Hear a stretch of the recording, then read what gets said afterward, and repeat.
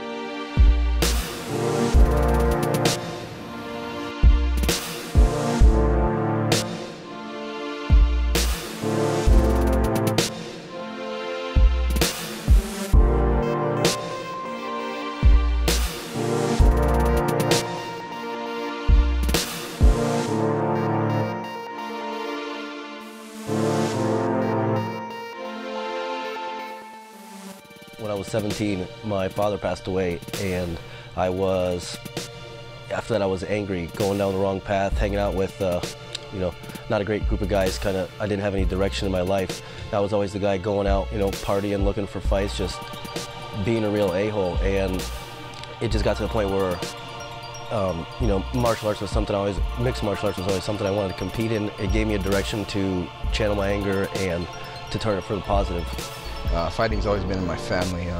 My dad, I'm Native American, so I grew up on a reservation in a very, very, rough place. And so initially, my boxing was started for just basic, like self-defense. And of course, I have a brother that's a heavyweight also. So we grew up grappling and dirty boxing with each other. And our dad had us competing, and we kind of started doing well as amateurs and went from there. One of my buddy's friends who trained at another local academy here in town, he fought, and this was like a little over 4 years ago. And once I went to his fight and saw it, that was when I decided that I'm like, this is something I want to do. So for a little over 4 years, I've been training full-time, chasing a dream, trying to make this come true. I got started in MMA. I was coaching out of Ken Han's Strike Unlimited 5 years ago, and I was a chief sparring partner for Frank Mir and a boxing coach also.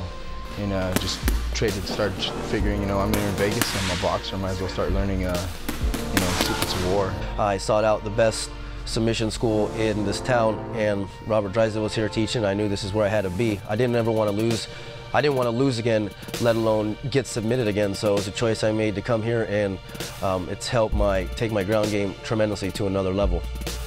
Well, this is going to be my first pro MMA fight, but I have 10 pro boxing matches.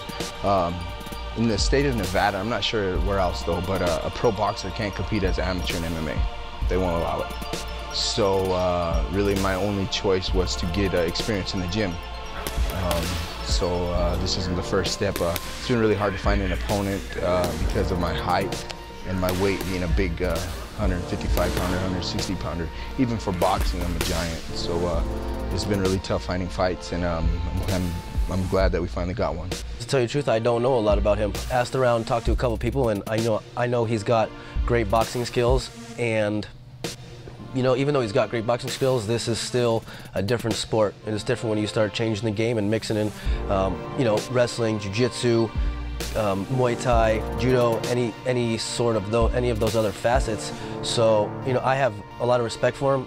I try never to concern myself too much about my opponent. My objective is always to go out there and perform to the best of my ability and stick to my game plan. I've seen a few tapes on the guy. I know he trains out of Drysdale's. He's a high-level opponent, and I wouldn't expect nothing less. So I believe he's got very good grappling, good wrestling, decent stand-up, and I'm going to be honored to get in there and trade leather with the guy. So. Strongly recommend you come out there April 27th to the Avi Casino in Laughlin. Watch myself and Derek Hinkey get in there for the main event, mix it up. We're going to put on a hell of a show. Derek Hinkey, fighting at the Avi Casino April 27th. come down and check us out. It's gonna be we're gonna burn the roof down, that's for sure.